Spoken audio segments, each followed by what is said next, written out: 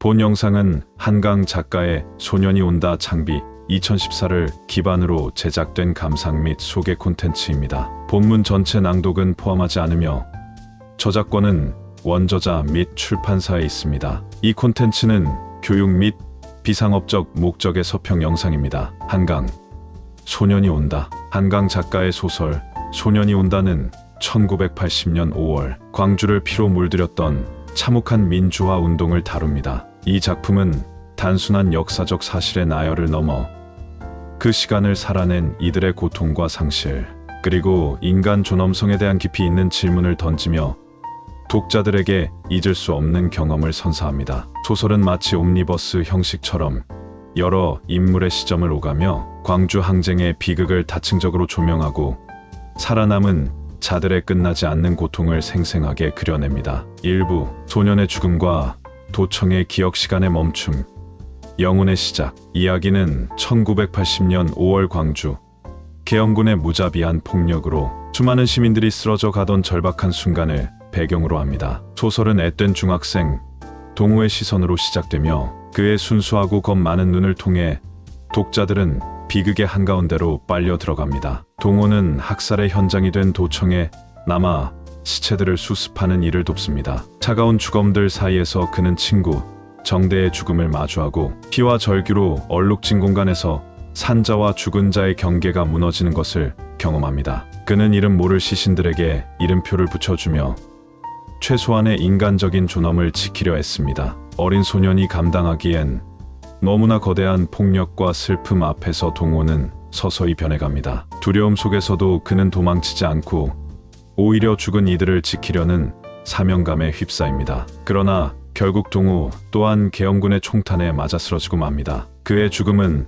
소설 전체를 관통하는 가장 핵심적인 비극의 상징이 됩니다. 동호의 죽음은 단순히 한 개인의 상실을 넘어 그 시대에 꼽히지 못하고 꺾여버린 수많은 젊은 영혼들, 무고하게 희생된 시민들 전체를 대변합니다. 동호가 죽은 뒤 그의 영혼은 광주를 떠도는 듯한 시점으로 전환됩니다. 이 환상적인 기법은 독자들에게 죽은 자들에 미처 전하지 못했던 이야기를 직접 듣는 듯한 강렬한 몰입감을 선사합니다. 동호의 영혼은 당시 광주의 참상을 목격하고 살아남은 자들이 겪는 고통을 지켜보며 깊은 연민을 느낍니다. 이는 독자로 하여금 비극의 현장에 직접 들어와 있는 듯한 생생한 체험을 하게 하며 희생자들의 아픔에 더욱 깊이 공감하게 만듭니다. 동호의 시점은 과거의 사건을 단순히 회고하는 것이 아니라 죽음이 그 자체로 끝이 아님을, 오히려 기억의 시작임을 선언하는 것처럼 느껴집니다. 그의 짧은 생과 비극적인 죽음은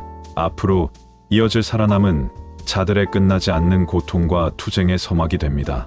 2부 살아남은 자들의 끝나지 않은 고통, 상처 입은 육체, 부서진 정신. 동호의 죽음 이후 소설은 광주 5월의 생존자들이 겪는 끝나지 않는 고통과 트라우마를 각 인물의 시점에서 더욱 섬세하고 적나라하게 풀어냅니다. 이들의 이야기는 단순히 개인적인 아픔이 아니라 국가 폭력이 개인의 삶을 어떻게 송두리째 파괴하는지 보여주는 잔혹한 증언이 됩니다. 첫 번째로 등장하는 인물은 동호의 시신을 수습하는 일을 도왔던 어린 여학생 정미입니다. 그녀는 죽음과 피가 난무했던 도청에서 어린 나이에 감당하기 힘든 참상을 목격합니다. 시신들 사이에서 밤을 보내며 생과 사의 경계가 무너지는 것을 경험하고 그날의 잔상이 그녀의 영혼에 깊숙이 각인됩니다. 정미는 시간이 흐른 뒤에도 그때의 기억에서 벗어나지 못합니다. 낮에는 겨우 일상을 이어가지만 밤마다 악몽에 시달리고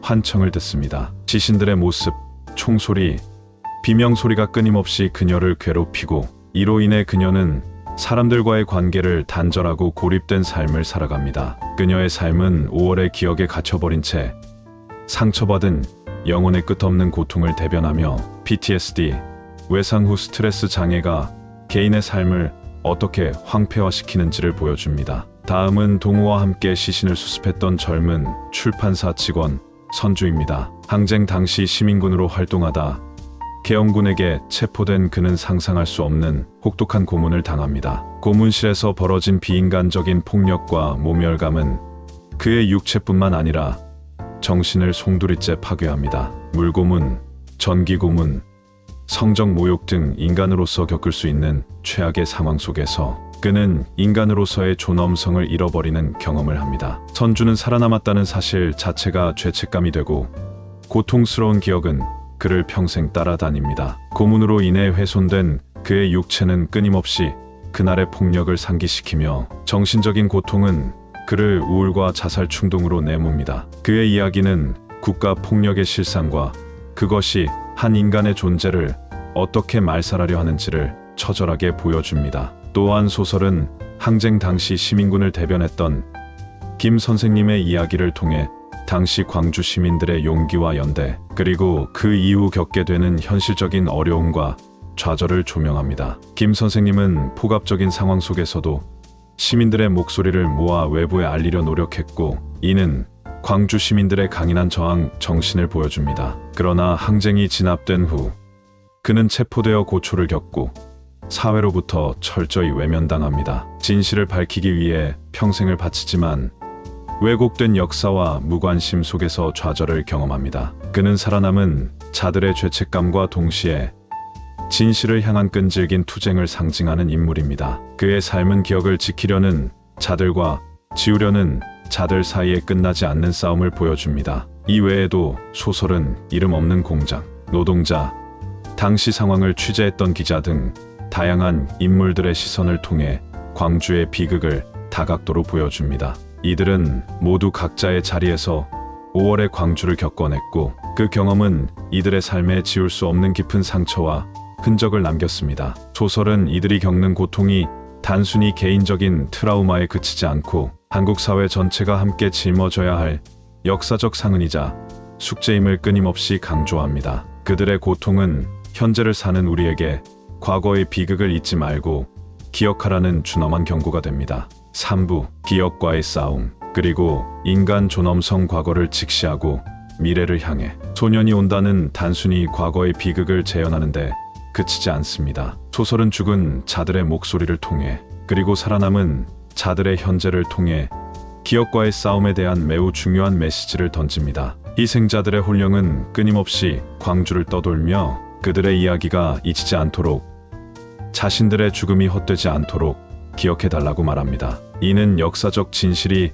어떤 식으로든 은폐되거나 왜곡되어서는 안 된다는 작가의 강력한 외침이자 역사의 목격자로서의 사명감을 담고 있습니다. 살아남은 자들이 겪는 고통은 그들이 역사의 생생한 증인이기 때문이며, 그들의 아픔은 우리가 결코 외면해서는 안 될 진실의 무게와 책임감을 담고 있습니다. 한강 작가는 이 소설을 통해 인간 존엄성이라는 근원적인 질문을 던집니다. 극심한 폭력과 고통 속에서도 인간으로서의 최소한의 존엄을 지키려 애썼던 사람들의 모습, 즉 시신을 수습하고 고통받는 이들을 돕고 서로에게 연대하며 인간성을 포기하지 않았던 광주 시민들의 모습을 통해 우리는 인간다움이란 무엇인지 깊이 생각하게 됩니다. 동시에 비인간적인 폭력 앞에서 무참히 유린당했던 존재들을 통해 인간이 인간에게 가할 수 있는 잔혹함의 극단과, 그럼에도 불구하고 인간성을